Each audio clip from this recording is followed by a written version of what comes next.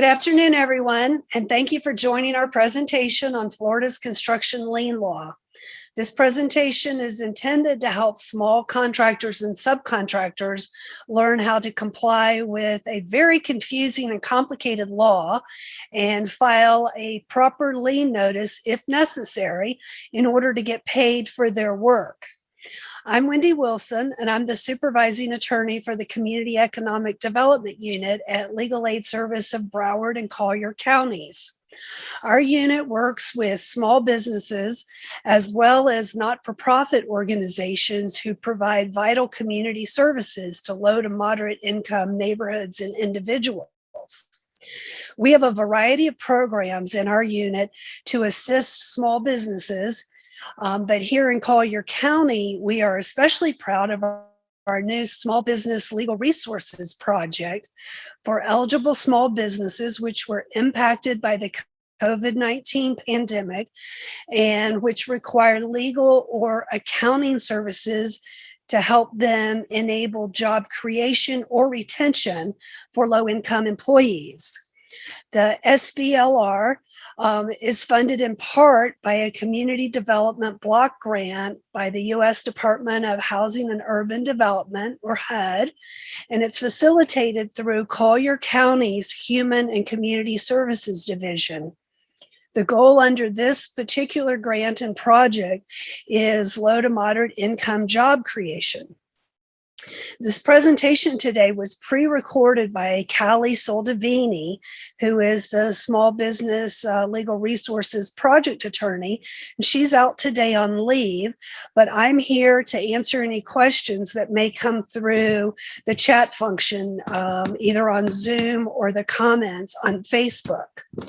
Now for a disclaimer, you know, us attorneys and our disclaimers, but this presentation and its contents are intended to convey general information only and not to provide specific legal advice or opinions.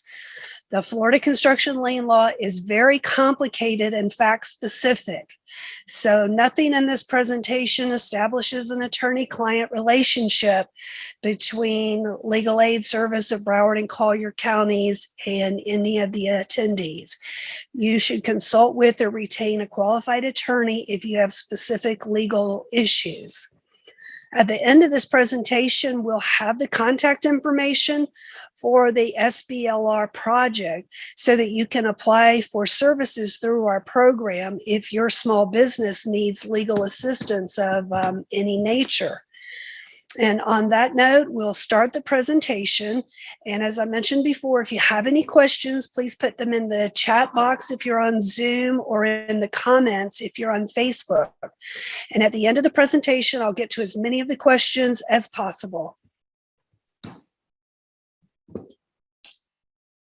Hi, my name is Callie Soldavini, and I am a staff attorney at Legal Aid Service of Collier County, a subdivision of Legal Aid Service of Broward County. And today I'm going to be presenting on construction lien law considerations. And while this presentation will be helpful for anyone that is interested in the topic, it's specifically meant for Florida contractors, subcontractors, and sub-subcontractors. Some practical considerations before we start about what this presentation is going to address. What do contractors do when they provide labor products or services to an owner but are not paid? There's two ways to enforce payment. One is through contract law, the actual written agreement that you have signed, but there are going to be numerous additional and specific steps if you'd like to have the right to be able to use Florida's lien laws. So a contract in and of itself is not going to be enough to invoke Florida statutes lien laws, only contract law. So we're going to take a look in more depth at what those steps are and how to ensure that contractors and subcontractors have the right to be able to lien homes for non-payment of services and labor. And Florida statute has very specific and time-sensitive requirements for contractors to be able to enforce liens against owners who do not pay for contractors for their work. So again, it's very specific and we'll go through all of the requirements line by line. And unless Florida statute is followed, contractors may not be able to lien the homes for the property to pay for the services. And there's a ton of benefits to be able to initiate an action under Florida statute as opposed to merely contract law. So the outline for today is we're going to start with subcontractors that deal directly with a general contractor as opposed to an owner. We're going to take a look briefly at 3 documents: the notice to owner, the release of lien, and the claim of lien. And for contractors, we'll look at next. So contractors dealing directly with the homeowner. We'll look at the notice of commencement, the notice of termination of commencement, the final payment affidavit, and then we'll look at the contract with owner that would give those contractual rights rather than Florida statute rights, and what needs to be in a contract with the homeowner. There is some required language under Florida statute, and then we'll briefly touch on warranties and insurance. As a disclaimer, this presentation is made to convey broad legal principles, so it's best to consult with an attorney about the specifics of your case and your business and not rely on the contents of this presentation. However, I do work at a nonprofit law firm. Legal Aid is a nonprofit law firm, and we are able to provide free legal services to small businesses as well as nonprofits that are either owned by low to moderate income individuals or are creating or saving low income jobs. So I'll talk briefly about that in a moment, how you can qualify for those free services. Those free services, as well as today's presentation, are funded by the Florida Bar Foundation through a statewide Florida Community Development Legal Project. And you can find out more about this project at flcommunitydevelopment.org. In addition, we're funded by the Community Development Block Grant through the CARES Act and the U.S. Department of Urban Development, facilitated through Collier County's Human and Community Resources Division. As mentioned, Legal Aid is a nonprofit law firm. We have offices in Fort Lauderdale, Naples, and Immokalee, Florida. And in our Community Economic Development Unit, specifically, we're able to represent 3 tracks of clients. One is businesses owned by low to moderate income owners. So that's statewide small businesses owned by low to moderate income individuals is defined as up to 140% of the county's area median income as determined by HUD. A second set of clients is businesses creating low-income jobs. And this is only for Collier County businesses and nonprofits that create or save low-income jobs. And that is defined as up to 50% of the area median income as defined by HUD. And despite being harmed by the pandemic, and the business has to have under $5 million in gross revenue. A third track of clients is nonprofits. So this is statewide nonprofits providing critical services to low-income communities that cannot afford an attorney. So we're very hopeful some people listening on this presentation will be able to apply for our services and receive free legal representation. Our services that we provide clients range from anything that corporate or in-house counsel might do. And even if it's something we haven't tackled before, we're going to do our best to learn about the issue and be able to address it for you. But the most common services we provide are entity selection and discussions on limiting liability, organizational filings and documents that are required to be filed with the state, such as the Articles of Incorporation and the Articles of Organization and any amendments. We can help with business governing agreements, such as drafting or reviewing bylaws, operating agreements, or partnership agreements. And we have a presentation solely focused on business governing agreements if you're interested. And you can find that on Collier County Legal Aid's YouTube channel. We can assist with succession planning for your business organization, reviewing agreements that are already in use, that to make sure they're still in compliance with best practices and current law.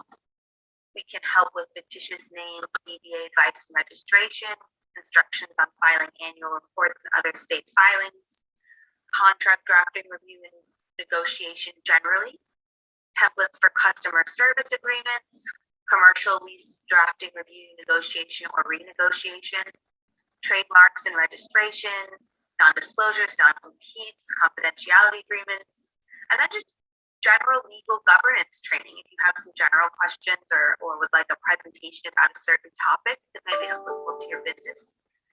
Business acquisition representation, real estate financial closings, dispute resolution, and referrals to local or free and low cost business consulting services and more. So we really try to address the needs of your business if you're one of our eligible clients. Throughout this presentation, I'm going to be bringing up a concept called served. What does served actually mean before we get started? Under Florida statute, it provides specific methods for delivering legal documents. So when I say serve, we don't just mean that we hand a document over. There's a little bit more to it. There are 3 ways to serve somebody or a business. Actual delivery, and that's to the person to be served. So if it's a partnership, it's to one of the partners. If it's a corporation, it's to an officer, director, or manager, managing agent. If it's a limited liability company, it's to a member or manager. And how do you find out who these people are? You can go to sunbiz.org, sunbiz.org, look up the business to be served, and those individuals will be listed in the public record when you search records for that business. Second, you can serve someone through certified or registered mail by sending the same by registered or certified with postage prepaid or by overnight or second-day delivery with evidence of delivery. So it's not enough to just stick it in the mail. You have to have evidence of delivery, and that can be in an electronic format. And then if either of those 2 methods don't work, you can post the document that you're serving on the premises.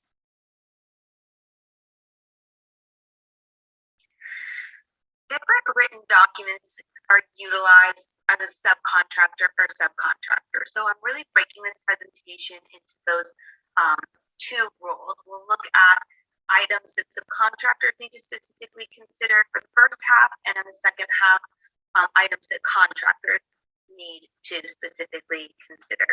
And when working under, if you're a subcontractor and you're working under a general contractor, as a subcontractor, you don't want to just rely on the contractor to make sure that they're doing the right things. You want to make sure you're paid and you're taken care of, and that will require checking in on the general contractor. So you want to make sure the general contractor has a written agreement with the homeowner and has filed the notice of commencement. Subcontractors do not want to rely that the GC has just done this properly. So take the moment before you start a project to check. And then the following step should be that you as a subcontractor should provide the following documents: a notice to owner, and then eventually a release of lien. And we're going to go through that in more depth.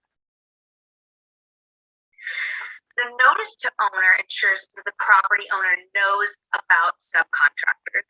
Because remember, if a property owner has hired a general contractor, the owner's agreement is with the general contractor, and they may not know all the subcontractors providing services, materials, or labor on the job. So subcontractors should provide a notice to owner to ensure the owner knows not to pay the contractor without some proof of payment that the subcontractor has been paid. The notice to owner is a written notice prescribed by Florida statute that officially advises the homeowner of an improvement that the sender, usually the subcontractor or a supplier not dealing directly with the owner, so the essence is they're not dealing directly with the owner may not even know about them, and they're looking to the owner to be sure that the person sending the notice to owner is paid before payment is made to the contractor on the job. Florida statute requires that a notice to owner be served on the homeowner not later than 45 days from the date of first labor, services, or materials delivered to the job site. So that's one of those time-sensitive matters, you have 45 days. You need the notice of owner as a prerequisite to secure the sender's right to lien the property.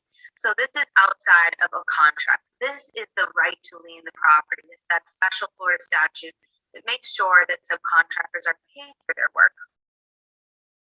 Florida Statute 713.20 provides a standard release form. So you can just put in Google Florida Statute 713.20 and pull that up.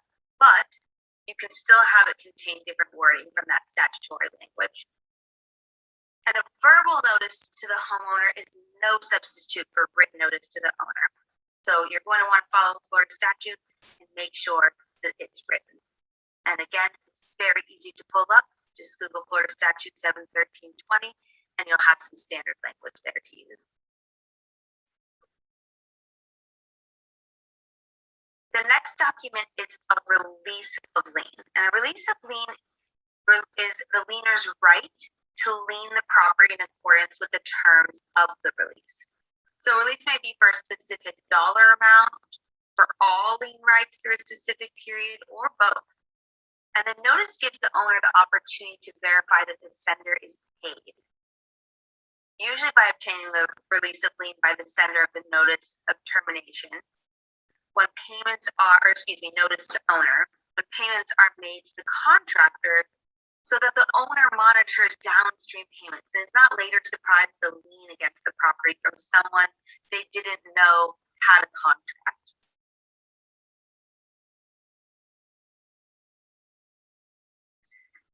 As described in Florida statute, a claim of lien is a verified document that is recorded in the public records and it's recorded with other documents affecting title to the real estate like deeds and mortgages. And the claim of lien gives notice to the world through this public record search that the liener's claim against the property for the amount claimed unpaid in improving the property. So it's saying, I filed a claim of lien, this is for the dollar amount, and I get paid first from the property if it were ever to be liened. The claim of lien must be recorded not later than 90 days from the last performance of work or delivery of materials at the site, excluding warranty work. So note that 90 days is not exactly 3 months. A copy of the claim of lien must be served. We defined what served was at the beginning. Has to be served on the owner within 15 days of reporting. So again, we're looking at those really time-sensitive restrictions that Florida statute puts on subcontractors to provide these documents. Who can lien? Florida statute states the following have lien rights for labor, services, or materials furnished in improving property. A laborer, a person furnishing his or her own labor only. A material man, a person furnishing materials or rental equipment only, with no labor for installation of materials, to the homeowner or to the general contractor. Contractor, the person who furnishes more than one individual's labor and or more than just materials, who contracts with the owner. Subcontractor, the person who furnishes more than one individual's labor and more than just materials, who contracts with a contractor, so under the general contractor. And then same thing for a subcontractor that's contracting with the subcontractor. And then also, Florida statute also gives professional services the right to lien the improved property if there is a professional's contract with the owner. So there has to be a professional's contract with the owner, and the professional is properly licensed. That's what we mean by professional's contract. So we have a professional with licensure, and they have a contract with the owner. And in that case, a professional liener can be considered an architect, a landscape architect, interior designer, engineers, surveyors, and mappers.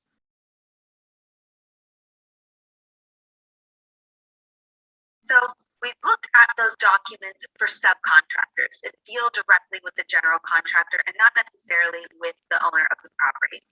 And they have documents are notice to owner, release of lien, and claim of lien. Now we're going to switch gears and look at documents for contractors, meaning contractors that deal directly with the homeowner. So when we're looking at subcontractors, we're going through a lot of considerations and documents because the owner may not even know who the subcontractor is and what they're doing. They are just likely working with the contractor. But for contractors, they're dealing directly with the homeowners, and they're going to have a different set of documents and a different legal agreement that will need to be entered. So this is for switching gears, directly working with the owners. And the documents we're going to look at are a notice of commencement, a notice of termination of that notice of commencement, a final payment affidavit, and a contract with the homeowner.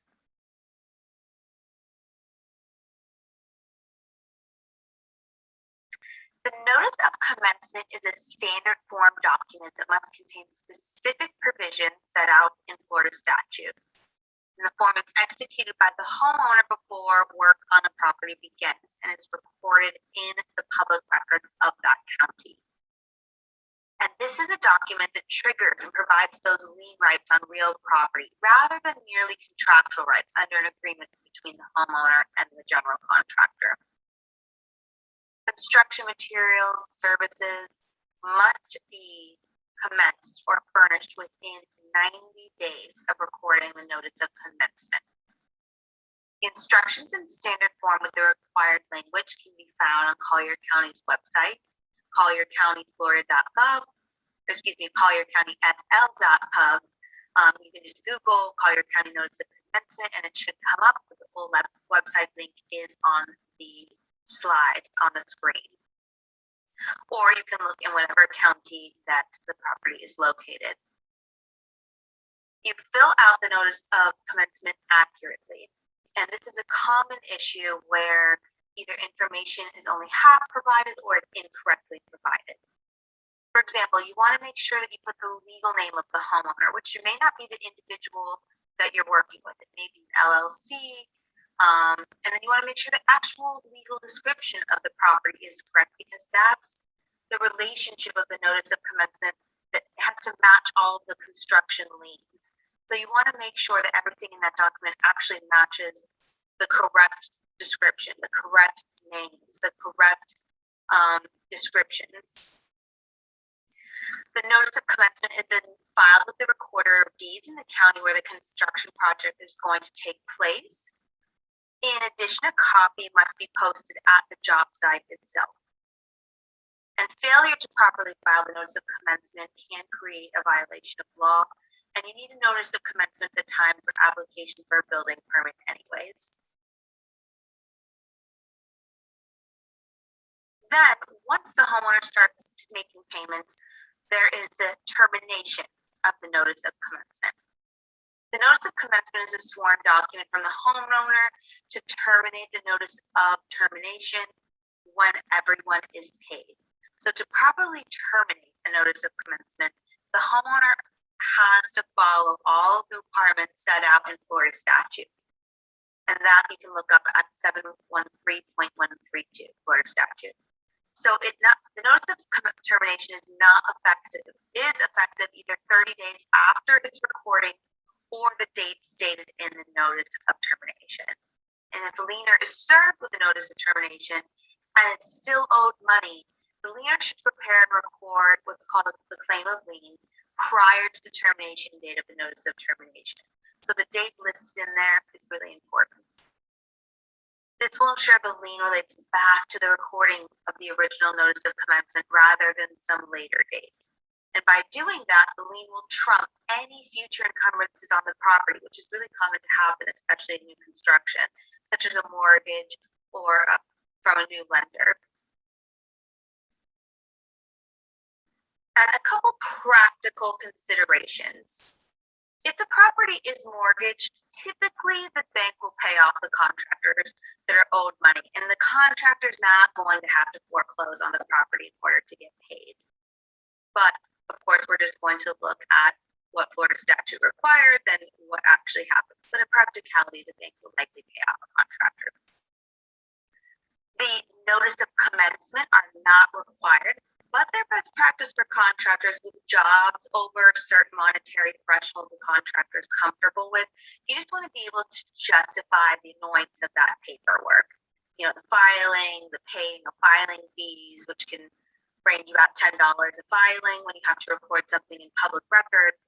So just making sure that it justifies the time you'll have to put into it, but still protects you if you aren't paid for those Florida lien rights.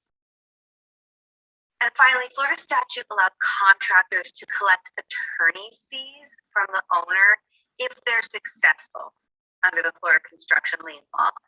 So that's such a great advantage. Typically in American jurisprudence, each party is responsible for their own legal fees, absent a written agreement or law stating otherwise, and that's very rare. So this is a really powerful mechanism that if the contractor is in the right and a court determines that they were successful on the merits, they're likely going to get their attorney's fees covered from the owner. So it's best practice to have an attorney draft these documents or use the standard forms to make sure that everything is right to be able to use that great benefit. Then turning to the contractor's final payment affidavit. We're nearing the end of services here. Owners receive a contractor's final payment affidavit, and that's a standard form in Florida statute that can be found if you look up Florida statute 713.063D. The exact language will be there, showing who has been paid and potentially who has not been paid. The governing agreement can explain the extent the company will cover these fees, how and when they are paid, or when they won't be paid. Actually, ignore that last sentence, what I said. We're just looking at the contractor's final payment affidavit. So this is just the Florida statute form. Again, you can Google that with the language, and it shows who's been paid and who hasn't been paid. So we've looked at subcontractors' forms that are important, the notice to owner, release of lien, and claim of lien. Then we've looked at the Florida statute forms for contractors that deal directly with the homeowner, the notice of commencement, notice of termination of commencement, and the final payment affidavit. And now one more document for contractors that deal directly with homeowners, and that's the contract that gives contractual rights between the homeowner and the contractor. We're going to look at the required language in contracts under Florida statute. We'll look at warranties very briefly and insurance very briefly. The written agreement between the contractor and homeowner should make mention of insurance. Have workers' compensation waiver, adequate minimum insurance coverage, at least $1 million, and commercial automobile coverage. That is highly recommended best practice. But as you know, you work in construction, you know the liabilities involved, and that this really is a necessary part of business. Also, you can provide certificates of insurance if the owner or if you're a subcontractor and the general contractor requires it. You want to make sure that those documents can readily be available to send over. Briefly looking at warranties, it is best practice to warranty work as of good quality, new and free from defects for a year. And finally, required language under Florida statute. So Florida statute does require there are two certain pieces of language in the written agreement between the general contractor and the homeowner. And it involves a notice and cure for a notice and cure opportunity for any construction defects, and to just generally discuss construction lien rights. And this language can be copied and pasted directly from Florida statute, and the language is here on the screen. The first one gives the homeowner the language that the contractor has the opportunity to cure. And that language states any claims for construction defects are subject to the notice and cure provisions of Chapter 558 Florida statute. And then you also want to make the owner aware of construction lien law rights under Florida statute.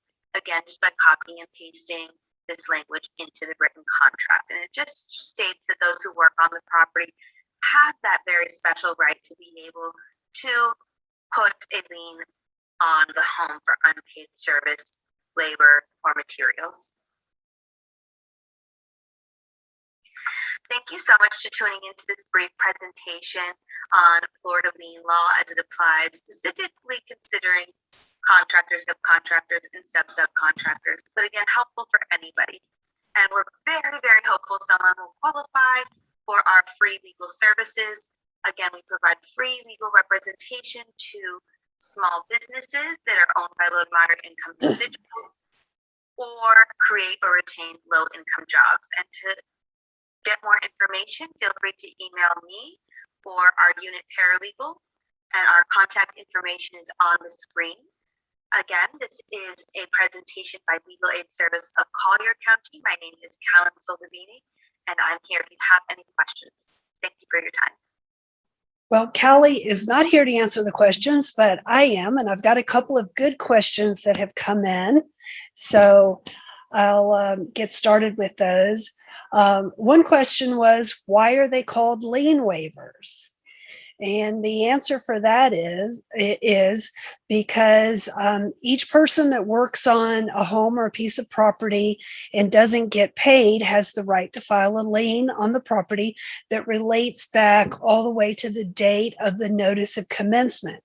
So a lien waiver or a release of lien, they're the same thing. It just means that they, by signing that document, they have given up the right to file a lien after they've been paid. Next question is, I have a landscape company. Can I file a lien against a property? And that's a very good question. And it depends. It depends on what the services were. In order to lien a property under the construction lien law, you must have provided something that permanently improved the property. The construction lien law does not apply to maintenance type work. So here's an example for a landscape company. The landscape company comes in and they grade the property, they install sod and trees and other landscaping items, rocks and boulders and things like that. That company can lien the property for those services and those materials. But if this same company comes in a few weeks later and they're doing periodic mowing and trimming before the sale of the property just to keep things looking nice and to stop the city from, sending out notices of violation, those maintenance services are not lienable.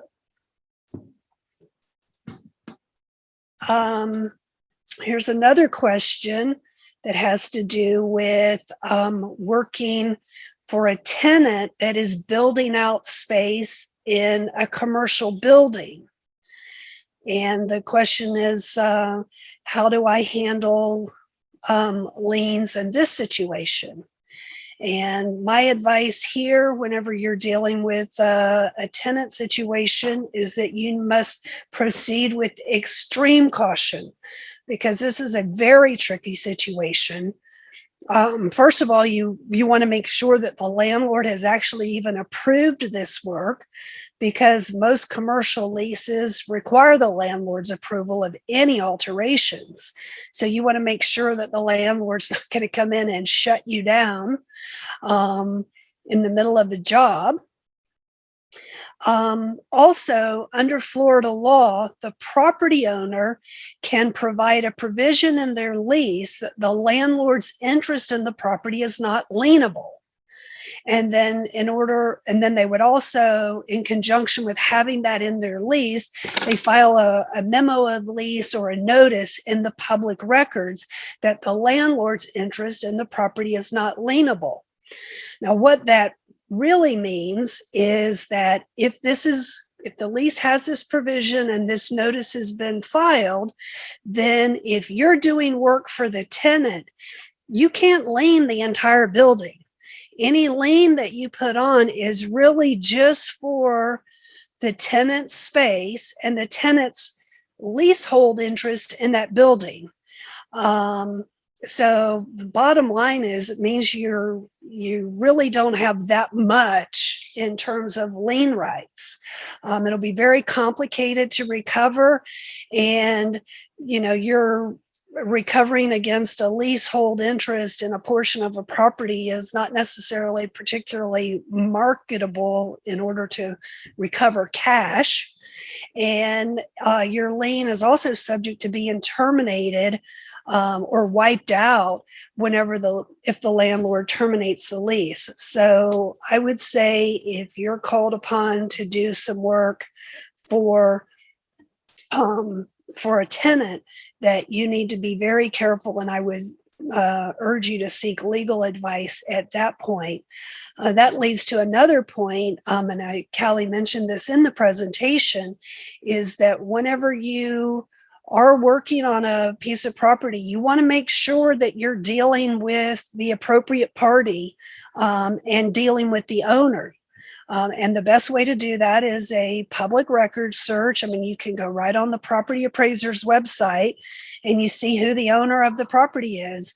And if you're dealing with, Joe Blow over here, and that you see that Mary Smith is the property owner, you want to figure out what the relationship is and make sure that you're really dealing with the owner. Here's another question that someone submitted, that I received a notice of contest of lien. What do I do now? That's a tricky situation. And that basically means that you, the contractor, have filed a lien, and now the property owner is contesting that. That gives you, typically, construction lien is good for 1 year after the date of filing. So that gives you 1 year to negotiate payment with the property owner, the mortgage company, or whoever. And then at that point, if they're not paying up, then you have 1 year to file a lawsuit, a foreclosure lawsuit, to foreclose your lien. But if someone files a contest of lien, that shortens the period to 60 days. And if you haven't filed to foreclose your lien in 60 days, it becomes invalid. So if you ever get a notice of contest of lien, that really shortens your time frame, and you need to seek legal assistance immediately to make sure that you don't lose your lien rights. Are there any other questions in the chat box, Melina? No, I just checked, and there's no more questions. Okay. All right. Well, I hope you've enjoyed this presentation and that it's been informative and helpful for you. And as Callie stated, and as you saw the contact information, please feel free to reach out to our offices and apply for services if you have a small business and you need legal assistance, and we'll get back in touch with you and let you know if you qualify. And we'll talk with you further about your legal needs. But thank you very much for your time, and tune in again next week for our other presentation on business governing agreements. Thank you. Enjoy the rest of your day.